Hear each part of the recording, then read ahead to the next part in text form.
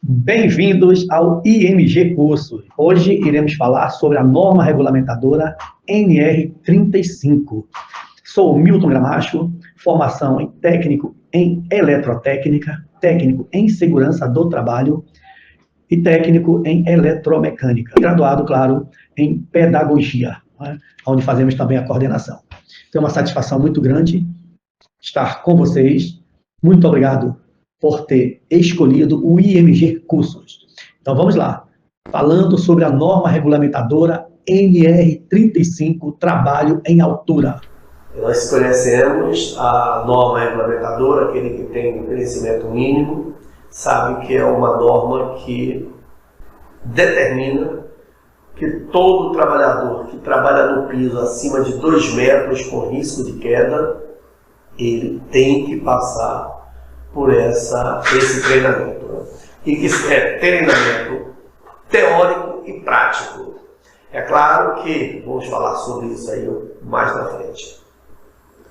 E também pedir a você para se inscrever no nosso canal, né, e compartilhar esse vídeo aí, né, com os demais alunos. É um vídeo específico para a turma da NR35, trabalho em altura. Apresentação da norma regulamentadora NR35. Uma das principais causas de acidente de trabalho e fatais se deve a eventos envolvendo quedas de trabalhadores de diferentes níveis. Então veja como ela é bem clara, já começa enfatizando isso aí. As principais causas de acidentes de trabalho, inclusive aqueles acidentes fatais, né? Ele envolve o quê? Queda de trabalhadores. Então veja o quanto é importante esta norma regulamentadora. Os riscos de queda em altura existem em vários ramos de atividades e em diversos tipos de tarefa. Então vocês vão ver mais na frente que são muitos ramos de atividade que é exigido pelo Ministério do Trabalho, né, que o empregador só contrate um profissional que tenha passado por esse curso quando ele vai trabalhar em altura. E quando já está na empresa, a empresa é obrigada ao quê? A mandar este colaborador para a sala de aula, e esse colaborador precisa passar por este curso, participar desse curso, com os treinamento teórico e treinamento prático. A norma regulamentadora NR35 ela foi criada para a proteção do trabalhador, atendendo a todos os ramos de atividades. Nós tínhamos até falado disso aí, mas é uma norma que a criação dela é para a proteção do trabalhador. O trabalhador poder sair de casa com saúde e voltar para casa da mesma forma que saiu. Então veja que a norma ela chama muita atenção aí para o uso de EPIs, uso de EPCs, enfim, a forma que você vai vestir com o cinto de segurança, a inspeção que você vai fazer no cinto de segurança, entre outros. Né? A NR35 ela é o quê? Um instrumento que ajuda o trabalhador na precaução, evitando acidentes. Então, mais esta situação, vejam o quanto ela ajuda o profissional para o quê? Para evitar o evento, evitar o acidente. Mas vamos lá, né? No mundo do trabalho existe realidade complexa e dinâmica, e essa norma regulamentadora para trabalhos em altura, ela contempla o quê? Os mais variados ramos de atividade. Por exemplo, telecomunicações. Quem trabalha em telecomunicações é necessário? Claro que é. Aí eu falo embaixo, inclusive, fibra ótica, que faz parte da telecomunicação. Você tem que passar pelo treinamento. Quando se fala do transporte de carga e descargas, né, é da transmissão e distribuição de energia elétrica, de montagem e desmontagem de estruturas, placas fotovoltaicas, que também faz parte aí da área elétrica, é o instalador, como eu já tinha falado, e reparador de fibra ótica, internet, armazenamento de materiais na indústria, dentre outras atividades Porque às vezes você tem o quê? Por exemplo, trabalhar no supermercado, sim, e aquelas prateleiras acima de 2 metros que você tem que acessar, às vezes com a escada americana, aquela de 2 bandas, não é? Você abre, sobe, olha o perigo que são essas escadas. Então nós temos que estar muito atentos, porque mesmo para quem trabalha nessa área, o que ele precisa? Ele precisa de um guardião da vida, de um anjo da guarda, de um padrinho, que é aquele que vai ajudar, inclusive segurando a escada, mandando material para você, e que nós vamos falar com relação a essa questão do transporte de materiais também. Se nós vamos poder arremessar material, nós vamos poder arremessar o material? Claro que não. Nós precisamos ter a bolsa balde para esse transporte de materiais. Por mais detalhadas que as medidas de proteção estejam estabelecidas na norma regulamentadora NR35, ela foi o quê? Foi elaborada pensando nos aspectos da gestão de segurança e saúde do trabalhador, para todas as atividades em altura. Essas atividades, é claro, que tenham risco de queda. Então veja que a norma, ela é genérica para todo trabalhador que trabalha à altura no piso superior a 2 metros. Né? Piso superior a 2 metros, você precisa passar pelo treinamento teórico e prático. Neste treinamento, nós temos aqui o quê? Nós temos aqui um conteúdo programático, não é? E começamos aí com as normas e regulamentos aplicados ao trabalho em altura, análise de risco e condições impeditivas, riscos potenciais inerentes ao trabalho em altura e medida de previsão e controle, sistema, equipamentos e procedimentos de proteção coletiva, equipamentos de proteção individual para trabalho em altura. Aí vem o que? A seleção, a inspeção, a conservação e a limitação de uso. Quer dizer, antes, na hora que você vai comprar um cinto de segurança, por exemplo, eu preciso primeiro que fazer uma seleção de um cinto que vá me atender na minha atividade. Eu preciso ajudar o meu patrão, o meu contratante a escolher esse equipamento. Claro que eu preciso, porque eu tenho que ajustar ele, meu corpo, ajustar bem, para que eu possa, na verdade, me deslocar com facilidade, sem dificuldades, não é isso? Mas eu preciso, mesmo que esse equipamento, eu receber esse equipamento 0 bala, bonitão, eu preciso fazer uma inspeção dele? Claro que eu preciso fazer inspeção. Eu preciso conservar esse equipamento? É lógico. Eu tenho que no final da tarde, poxa vida, trabalhei, choveu, acabei molhando as fitas, molhando o cinto, no geral aí, o que é que eu vou fazer? Eu vou tentar pendurar ele para ele secar na sombra, tranquilamente. Houve o que sujou com terra, com barro, enfim, um atrito que seja, o que eu vou fazer? Eu vou dar uma lavada no meu cinto. É lógico que eu vou lavar com sabão neutro, não é um detergente neutro, para não atacar, na verdade, ao tecido, né, do cinto. E a questão da limitação de uso, eu preciso estar atento no CA do cinto? Quando foi a fabricação dele? Qual é a validade dele? E isso tudo aí, quando eu recebo o equipamento vem me falando de tudo isso aí. Até quando eu posso utilizar esse equipamento? Até quando eu tenho a certeza de que tenho a segurança no uso deste equipamento? Desde o cinto de segurança, o capacete, a roupa anti-chama, que trabalha com a área elétrica, outros só a roupa sinalizada, enfim, vamos falar também sobre isso aí mais à frente. Iremos também falar sobre acidentes típicos em trabalho em altura. Iremos falar também com relação a condutas em situações de emergência, incluindo noções de técnicas de resgate e de primeiros socorros. Então eu preciso estar bem atento para tudo isso aí, né? Então, para o empregador, o que o empregador tem a obrigação?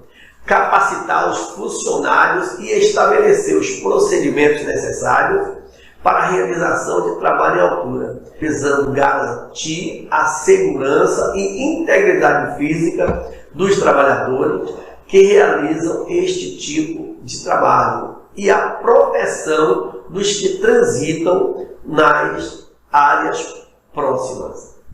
De acordo com a NR35, considera trabalho em altura toda atividade executada acima de 2 metros, isso no nível inferior, onde haja risco de queda. Trabalho em altura é, portanto, qualquer trabalho que requeira que o trabalhador esteja posicionado em um local elevado, com diferença superior a 2 metros, isso da superfície de referência e que ofereça risco de queda. As atividades de acesso e a saída do trabalhador deste local também deverão respeitar e atender a esta norma. Então não importa se eu estou escalando a escada, chego a partir de 2 metros, né, com esse risco de queda que eu tenho que estar com meus EPIs, com o meu EPI, com o meu cinto, com o meu talabar de posicionamento, eu tenho que estar, isso vai depender da sua atividade, né? Com o meu talabar de Y, o meu trava-queda, a minha linha de vida, vai depender da sua atividade que nós iremos falar com relação a isso aí. Mas de igual maneira, eu elevei, subi a escada, mas eu posso também ter o quê? Um poço. Eu estou fazendo um trabalho, um exemplo, numa laje, mas a laje não tem a proteção, não tem uma proteção ali, o guarda-corpo. Então o que vai acontecer? Eu tenho que estar com o meu EPI, porque imagina a ventania vem ali, eu vou acabar despecando. E é claro, eu tenho que estar atento, porque todo profissional que trabalha no piso, acima de 2 metros, com risco de queda, ele é obrigado a se capacitar, passar pelo treinamento da NR35. De igual maneira, aquele que vai trabalhar também com eletricidade, com o que é telecomunicações, por exemplo, de fibra ótica, energia solar, e outros que está próximo da rede elétrica, ele também precisa fazer a NR10, que é a segurança da eletricidade. Mas no momento, só a NR35, que é esse curso que nós iremos trabalhar no piso acima de 2 metros. Beleza? Tá dando para entender legal? Mas depois nós vamos ter uma atividade aí bem legal aí, mas vocês vão poder rever o vídeo aí tranquilamente aí para não perder nenhum detalhe. Valeu? Então vamos lá, né? São exemplos de atividades em altura. Manutenção em telhados, telhas, chaminés, exaustores e etc. Né? Como também troca de telhado, pintura, limpeza, lavagem e serviços de alvenaria nas fachadas e estrutura. Outro exemplo aí, né, desta atividade em altura é instalação e manutenção elétrica. Um exemplo aí, iluminação pública, instalação de internet, instalação de antenas parabólicas, entre outras e outras. Então, são exemplos aí desta atividade em altura. Nós temos também aqui, né, para identificarmos a questão aí de alguns riscos. Aí nós temos aqui, vocês vão encontrar aqui no desenho, né, a cadeira manual, está representada aí com o número 1. Cadeira motorizada, representada com o número 2. Trava-queda para cabo de aço, número 3. Cabo de aço ou corda, né? Trava-queda, eu tenho aqui trava-queda retrátil para áreas de carga, telhados e andaimes. Escada para telhados, equipamentos manuais para áreas confinadas, equipamentos motorizados para áreas confinadas também, né? Sistema de segurança para movimentação horizontal, cinturões de segurança e acessório para ancoragem. Então, isso você vai trabalhar a altura, você pode estar trabalhando com uma dessas ferramentas. Mas vamos lá, vamos falar um pouquinho com relação aqui a áreas com grande risco de queda. E aí, principais áreas com grande risco de queda. Quais são essas áreas? Telhado. Telhado tem risco de queda? Eu preciso me capacitar para atuar na área de manutenção de telhado? Fachadas tem risco de queda? A escada móveis. As escadas móveis, eu tenho risco de despencar? Será que o andaime suspenso, eu tenho risco de despencar de lá? Eu preciso estar com o vestido do meu cinto de segurança e os meus equipamentos de proteção, os meus EPIs? Eu preciso estar com o meu talabarte Y? Eu preciso estar ancorado ali nas travas? E o andaime precisa estar ancorado? É claro que temos que fazer um procedimento, porque olha que antes disso aí tudo, antes de começarmos a atividade, nós precisamos também fazer uma PR, que é a análise preliminar de risco, e que isso nós iremos falar mais na frente também, com relação à PR.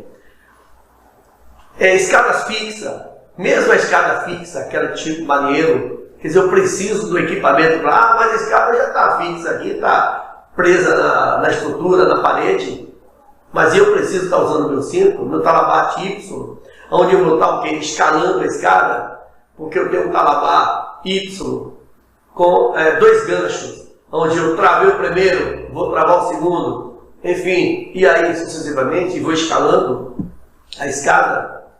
O exemplo da área confinada, eu preciso passar por uma capacitação, por um treinamento. Eu preciso saber se eu não tenho claustrofobia, fobia a espaço fechado.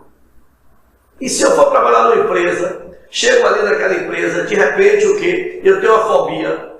E aí depois que eu já adentrei o espaço, eu entro em pânico, quem é que vai me ajudar? Imagine um homem em pânico dentro do espaço, dentro de um tanque. Vai estar difícil para ele, né? Aquilo que nós falamos anteriormente, beirais, né? Você está numa laje ali, naquelas proximidades ali do beiral, precisa do equipamento? Área de cargas, também, de igual maneira. Então veja as principais áreas com grande risco de queda. Se nós cumprirmos os procedimentos, nós vamos poder voltar para casa da mesma forma que nós saímos. Agora, se nós não cumprirmos os procedimentos, aí o negócio fica feio. Mas vamos lá, o trabalho em altura é um fator de risco presente em diversas profissões. Tais como, será que o bombeiro civil ou militar, ele corre risco quando está numa escada daquela para fazer o resgate? A faxineira, quando sobe numa escada para fazer uma limpeza o que? Nas gândulas, nas prateleiras, acima do nível, ou seja, 2 metros. Será que o pedreiro, repositor de mercadorias, o eletricista, o almoxerife, o soldador que trabalha naquelas estruturas, exemplo, posto de gasolina, fazendo aquelas coberturas?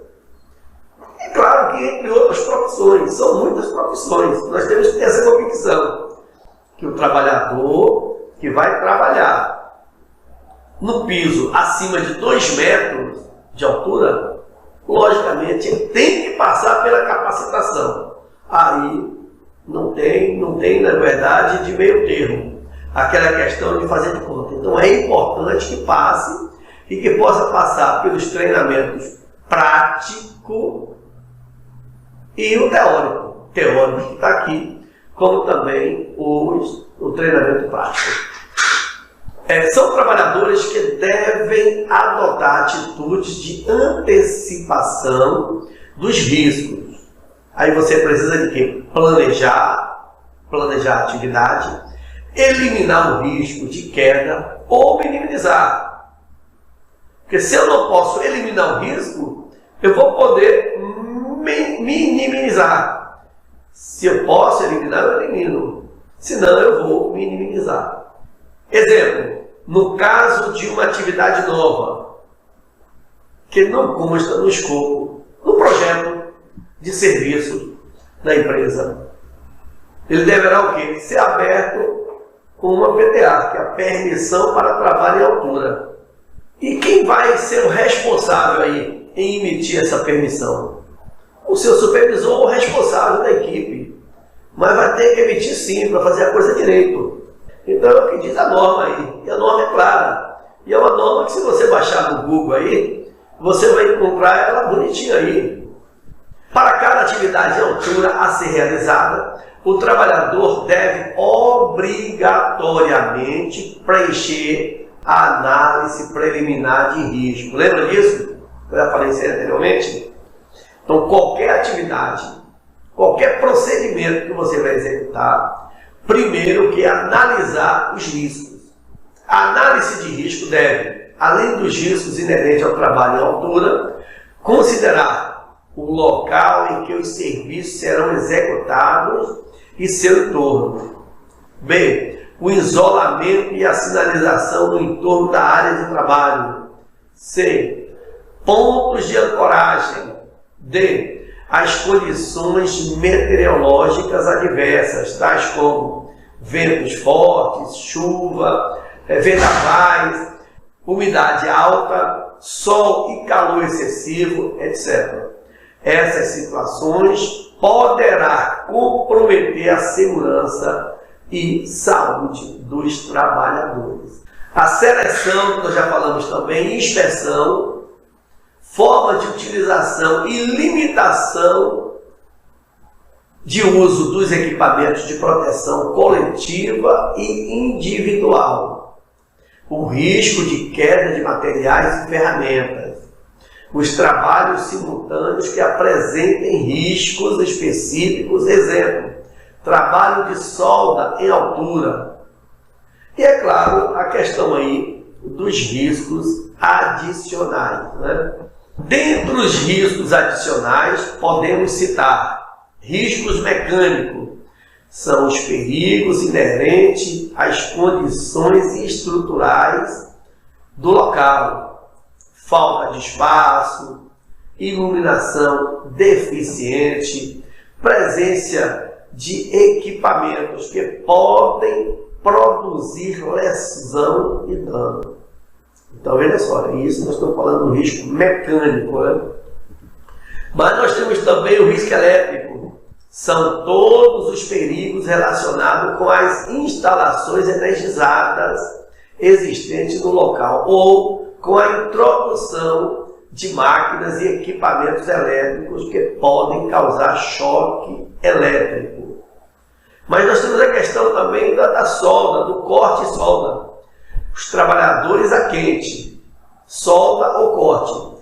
Acrescento que a atividade, os perigos em queimaduras, radiações, emissão de partículas incandescentes, etc. Então, como é que eu vou trabalhar com solda? Cortar ali um perfil, uma estrutura de ferro, não importa a estrutura. Eu não vou ter que estar com a minha máscara de proteção, eu não vou ter que estar também com uma blusa de manga comprida, com a minha luva, para não estar me queimando. Então eu preciso ter atenção aí com essas situações. Temos mais aqui líquidos, gases, vapores, fumaça, etc. A presença destes agentes químicos contaminantes gera condições inseguras e facilitadora para ocorrências de acidentes e doenças ocupacionais. Olha que nós estamos falando de líquidos, gases, vapores, fumaça, etc. Soterramento. Quando o trabalho ocorre em diferença de nível maior que 2 metros, lembra? Com o nível do solo ou em terreno instável, existe a possibilidade de soterramento por pressão externa. Exemplo, construção de um poço, a fosse de máquinas, fundação, reservatório, porão de máquinas. É um exemplo na nossa área elétrica. Eu vou cavar o quê? Eu estou cavando aqui um buraco aqui para implantar o meu poste. Ah, Milton, mas se eu tenho um poste de 9 metros, eu vou, na minha soma aqui, 10 centímetros da altura, 90 centímetros, mais um padrão de 60, 1,50 m. Opa, beleza. Mas e se o poste é de 11 metros, de 14 metros? E aí, 14 metros já tenho o quê? Eu já tenho os 10%, né, 14 metros em 40, mais 60, eu vou cavar 2 metros. Eu só tenho os 60. E agora? E aquelas pessoas que baixo, né, uns 50 e 55. Então nós precisamos estar atentos. E às vezes você está cavando para uma coluna até chegar na pissarra, mas você está cavando ali, você tem que colocar as proteções. Por que tem que colocar proteção? Para ele não desabar e você ficar soterrado. Não é verdade? Além dos riscos de queda em altura, existem outros riscos específicos de cada ambiente ou processo de trabalho que, direta ou indiretamente, pode expor a integridade física e a saúde dos trabalhadores no desenvolvimento de atividades em altura.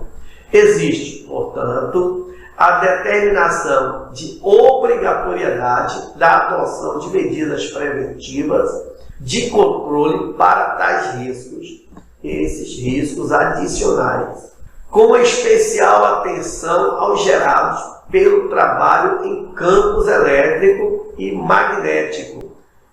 O exemplo aí do confinamento, explosividade, umidade, poeira, fauna e flora, ruído e outros agravantes existentes nos processos ou ambientes onde são desenvolvidos as atividades em altura, tornando obrigatório a implantação de medidas complementares dirigidas aos riscos adicionais verificados. Dentre os riscos adicionais podemos alegar temperatura extrema. Trabalho sob fornos e estufas pode apresentar temperaturas extremas que poderão comprometer a segurança e saúde dos trabalhadores. Outros riscos: pessoal não autorizado próximo ao local de trabalho, quedas de materiais, energia armazenada, as condições impeditivas. Você vai analisar quais são essas condições impeditivas, né? Condições impeditivas são aquelas situações que, por serem extremamente perigosas para a realização do trabalho, como as que ultrapassam os padrões ou limites de cautela, como ventos e chuvas fortes, local sem condições para atividades em altura, etc. Caso o trabalhador encontre uma condição impeditiva, deverá parar a atividade e comunicar imediatamente ao seu encarregado, né, ao seu supervisor, ao responsável pela equipe. Beleza? Então tá aí. Próxima aula nós iremos falar com relação ao acidente. Então, por hoje está aí. Vamos dar uma seguradazinha, né? Vamos fazer as atividades. Iremos ver, inclusive, alguns vídeos aí. E fiquem todos vocês com Deus. Não esqueçam de rever a aula para que possamos ficarmos aí bem enturmados, né? Ter aprendido quais são os riscos do trabalho em altura. E que precisamos ter essa atenção. Por que precisamos ter essa atenção? Porque precisamos voltar para casa da mesma forma que saímos, com saúde. Porque em caso de um evento, em caso de um acidente, todos sofrem. E nós iremos mostrar mais na frente essas situações.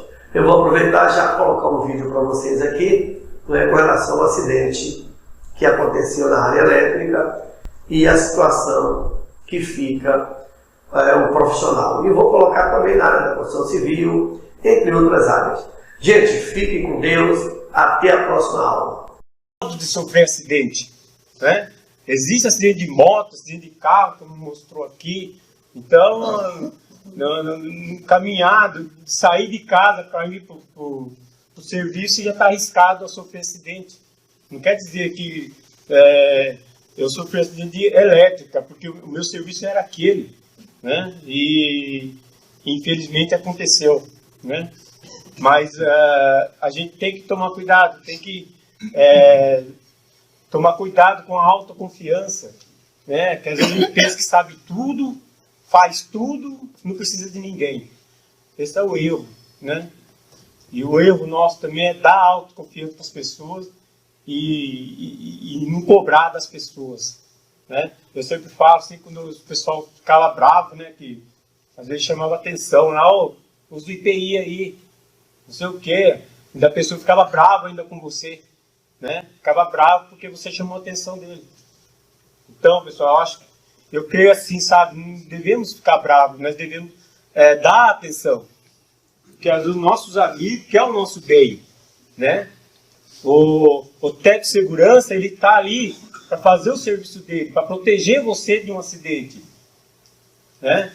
Então, ele não pode, a gente tem que aceitar, ver que está errado, assumir o erro e procurar corrigir. Procurar se corrigir para não acontecer o pior.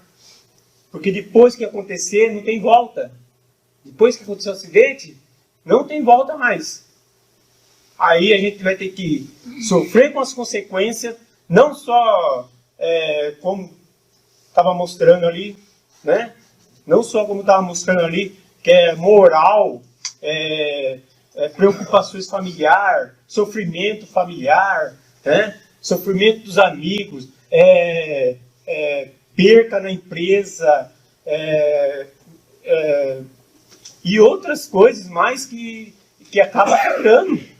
Aqui nem o Giovanni estava falando sobre a empresa, né? Quando eu sofri o acidente, meu amigo, ele não conseguia nem dirigir mais. Ele não conseguia nem dirigir. Ele precisou sair, falou, e ele era motorista e já fazia tempo que ele dirigia ali. Era eu e ele, né?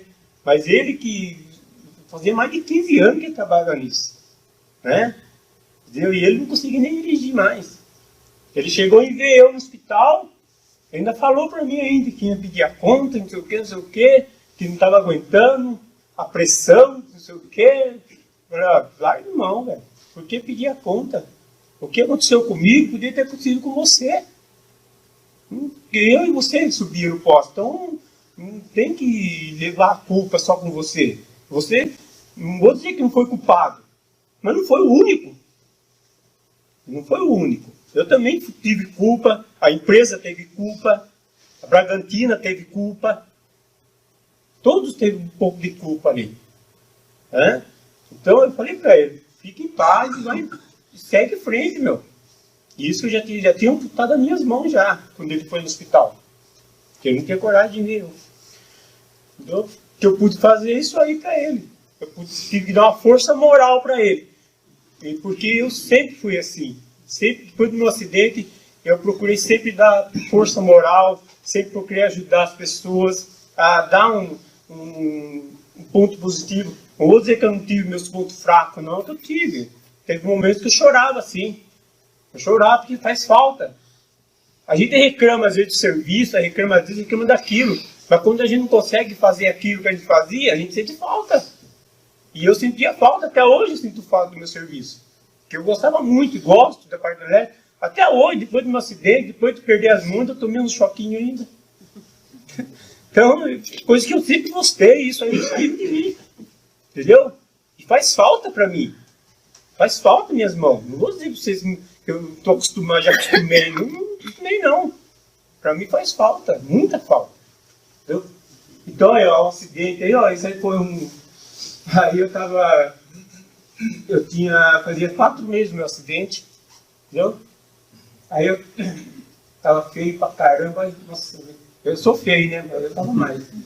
Nossa, bicho. Ó, no meu braço direito ali, tem uma coisa ali com uma PET que fizeram pra mim, porque eu estava querendo mexer no computador. Eu sempre gostei de mexer no computador, né? Daí eles fizeram que ali eu comecei a mexer no computador. Só que ainda não conseguia mexer no mouse por causa da faixa, eu nem sabia se eu ia conseguir, mas aí eu comecei a bular aí no computador, né? Mas aí você viu a situação que eu fiquei, a perna minha, onde eu quebrei a rótula do joelho. Pode mudar. Aqui eu já estava mais ou menos recuperado, tinha tirado a haste, né? Aí eu só estava fazendo os curativos só. Estava os curativos na perna e nos braços, né? Mas aí acho que eu tinha acabado de acordar. Aqui, pessoal.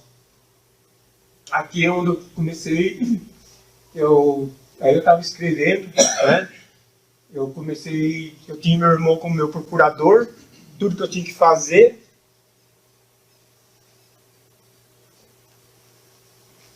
Tudo que eu tinha que fazer de assinar, eu precisava dele, né? Aí eu comecei a pensar comigo, sabe? Porque eu sempre fui uma pessoa assim, que eu só incomodo a outra pessoa se não tiver jeito mesmo, sabe?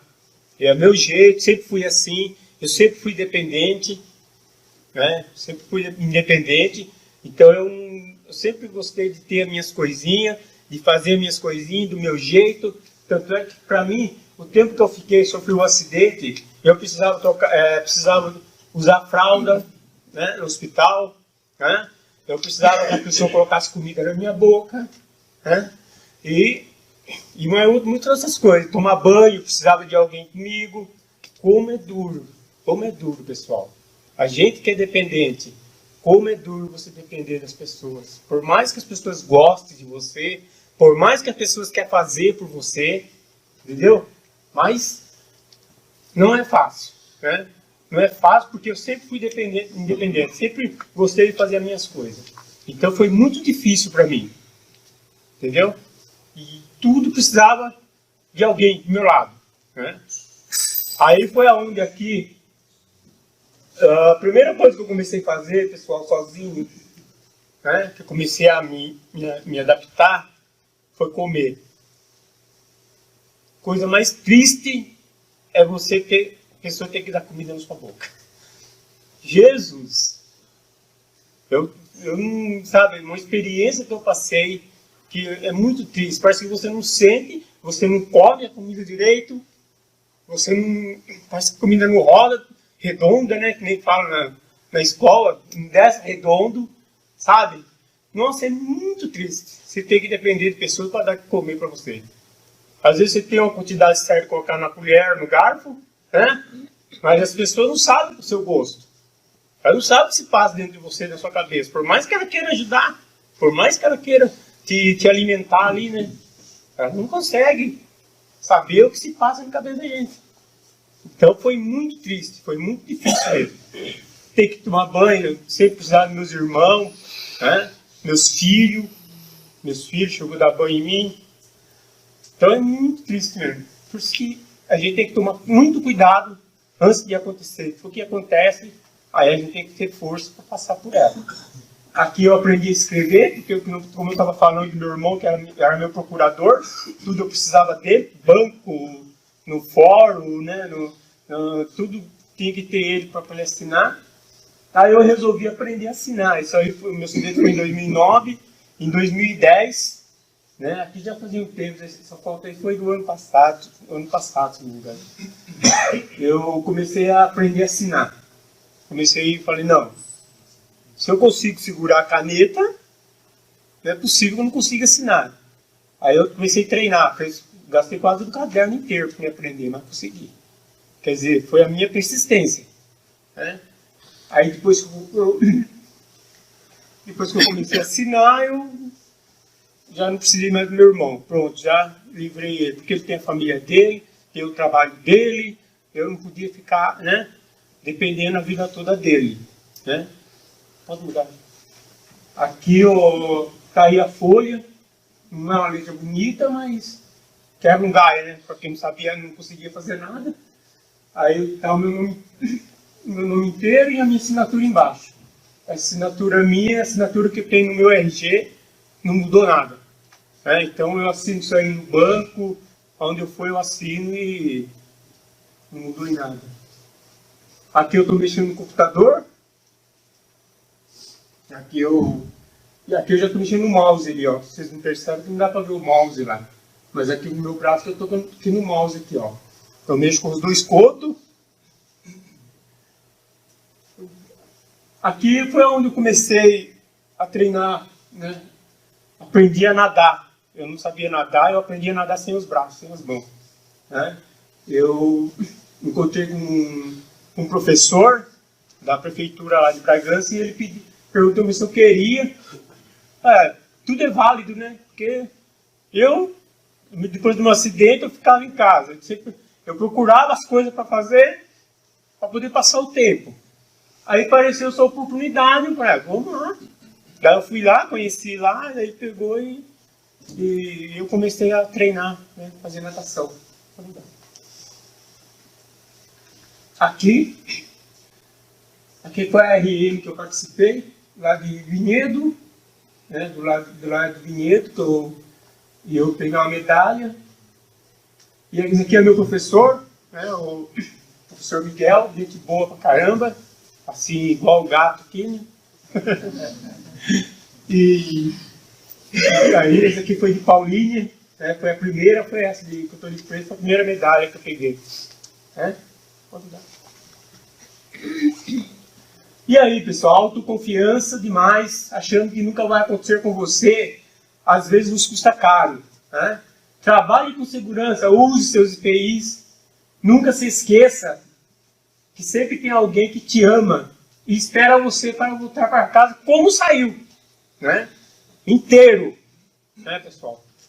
Sua família quer que você volte inteiro para casa, né? Porque é triste eu senti na pele, entendeu? Eu senti na pele o sofrimento dos meus filhos, né? Meu filho desmaiou, né? Meu filho chegou no hospital, na hora que ele viu ele desmaiou. É muito triste, pessoal. Muito triste mesmo. Aí, pessoal, aqui a mensagem que eu deixo para vocês aí, ó. Por mais que a dificuldade da vida te afronte, creia que Deus sempre tem jeito para tudo.